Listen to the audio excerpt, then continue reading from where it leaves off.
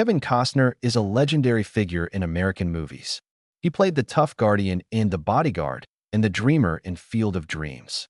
Dreams and the brave director who brought Dances with Wolves to life and changed the way Hollywood tells stories forever. He came from Linwood, California, and was the son of a ditch digger and a poor social worker. He didn't get where he is today because he was born rich or famous. He got there because of sheer will, unwavering faith, and a burning belief in the power of human stories. He does more than just act. He builds feelings into things. A man who found the truth in quiet, made poetry out of loneliness, and created worlds where hope and heartbreak live together. But behind that cool voice and proud look is a heart that has been hurt by storms that I have 2 broken marriages, 7 kids from 3 different women, and the pieces of love that were broken by betrayal, consumed by courtroom wars, and hidden under losses that not even glory could erase. The cheers could never drown out the quiet that came next. The light could never warm up a house that was empty. At 70, the storm is back, this time darker, stronger, and closer than ever. Give Kevin Costner a like if his role, smile, or unwavering spirit has ever touched your life. It's a quiet way to remember the man who has suffered in silence and carried his cross through the fire of fame, but still chooses to shine. Almost like Hollywood's last candle, that it breaks my heart to think that the man whose quiet strength would one day hold the world together started out in darkness and silence. A boy who was easily hurt by uncertainty and had to fight to stay alive long before he ever dared to dream. He was born on January 18, 1955, in Linwood, California, which is a very dusty place. William Bill Costner was a ditch digger who worked his way up to become a power line expert, and Sharon Ray was a social worker with kind eyes and tired hands. Their lives were built on the edge of being able to stay alive. Bill's clothes still had the smell of oil and metal on them. He always came home from work with the color of the ground on his boots. His rough, thick hands spoke a language of work that no one had to understand. Sharon's eyes were always heavy with other people's pain when she got home at night. It was hard for her to hum while cooking dinner on a stove that hissed more than burned. Their house was small, and so were their hopes. But their steady, unspoken love kept them warm when the cold winters got through the thin walls of their rental homes. Kevin learned early on what it meant to see his father fix broken tools, fences, and spirits, and what it meant to see his mother handle being tired with grace. Getting by wasn't a word in that little house. It was the air they breathed. Still, there was a silence that never left the family under all that love. In 1953, 2 years before Kevin was born, tragedy had already happened to them. Mark Douglas Costner, his middle brother, lived for just 1 day before his heart stopped beating. This was the kind of quiet loss that changes a family without being said out loud. From that day on, love in the Costner home turned into something fierce, protecting, and sometimes tough. Bill and Sharon's sadness was like a cloud that they couldn't move. Because he couldn't trust the world anymore, his father became stricter to protect his other boys. Even though she was kind, his mother became silent and showed her love with long looks and careful movements. Kevin would sometimes find her standing still in the kitchen with her eyes set on an empty corner of the room. She had a look that was both loving and strange, like she was remembering the child she never got to hold. There were times when Bill would just sit there and hold the table with his rough hands, as if he could will the family to stay together. That lack hung in the air like a soft but constant shade, and Kevin may have learned for the first time what pain sounds like when it doesn't want to cry in that voiceless sadness. When Kevin was 12, he had already moved more things into boxes than most people do in their whole lives. They were always moving around. Compton, Ventura, Visalia, and Orange County are all chasing work and security, but they never quite catch either for long. Every move broke my heart a little more. It was always too short of a time for new schools, new people, and new starts. We were always moving and starting over.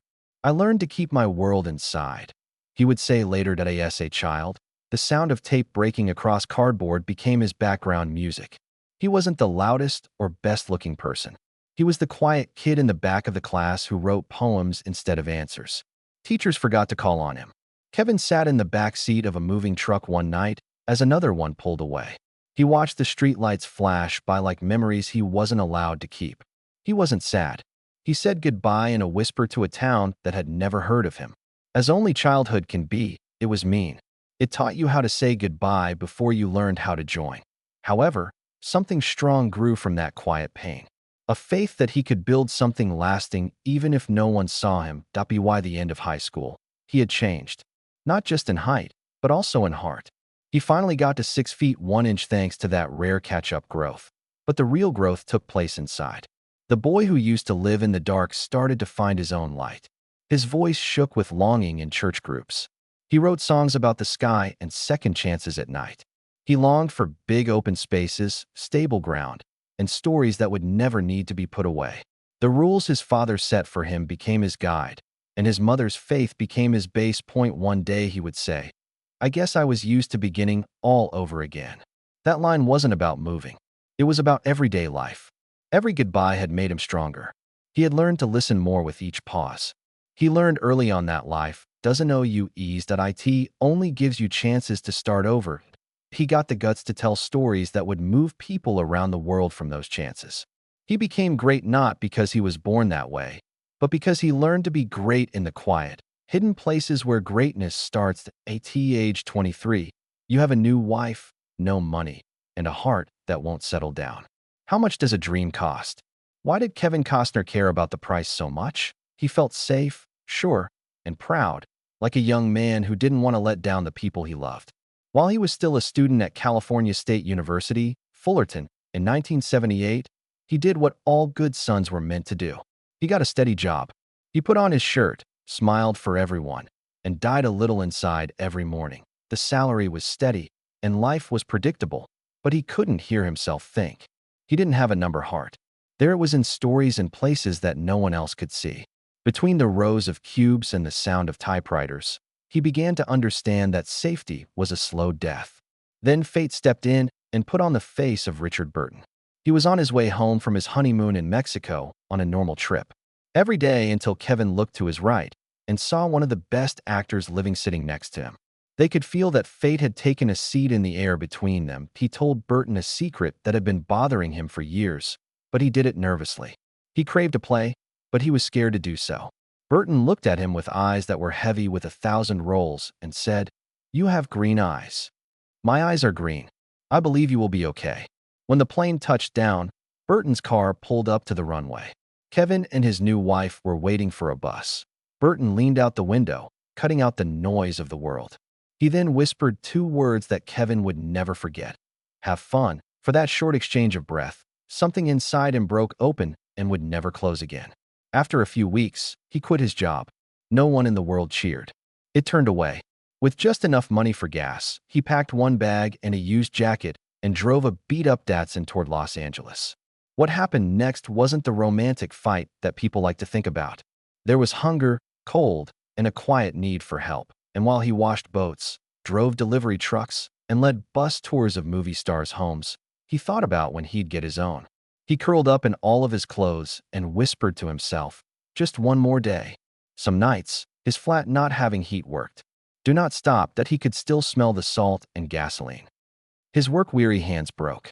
He wasn't after fame anymore. He was trying to stay alive. He never called home during any of it. He couldn't because of his pride. It was hard to tell the days apart because I was so tired and hurt. The sweat on his hands made the box of headshots he was carrying fall apart. He knocked on casting doors that never opened. They would tell you to leave your picture without looking up. He would walk miles just to keep the bus fare. His shoes were getting worn out, and he was so hungry that his gut felt like it had a knot in it all the time. Chaffrey, nights when it rains. He would park his car outside the studio gates and watch the extras come out under the lights. He would sit in the dark and listen to their laughing through the fog. Los Angeles said dreams would come true. It made him quiet instead. Even so, there was a hardening of the will that he would not go home beaten in that silence. Then, one afternoon, an acting friend told him about a small production, a cheap beach movie that needed people to fill the frames. There is no pay or promise, just a chance to work on a real set. The California sun had left Kevin's feet and face burned when he got there. The boss said, "We just need someone to do the work." He said yes. He only knew how to do that. He could feel something change when the camera finally turned to him. Nothing but resistance, not hope. The world seemed to disappear for a moment. He promised himself in silence that he would always show up with the lens. That movie, Sizzle Beach USA, gave him his big break, and it almost broke him that he was cheap, awkward, and freed years later against his will. It seemed like a mean joke. He would later say, "I wished I could buy every copy and burn it." But being made fun of wasn't the worst part. The other half could not be seen. He tried out and then vanished for 6 long years. As casting managers looked down, faces became blurry, doors shut, and the dream that had been so bright began to flicker. He got a part in The Big Chill, but then every scene was cut from the movie. His name was erased, and he watched the opening by himself. His faith was weak. He wasn't just poor. He couldn't be seen, but he refused to give up.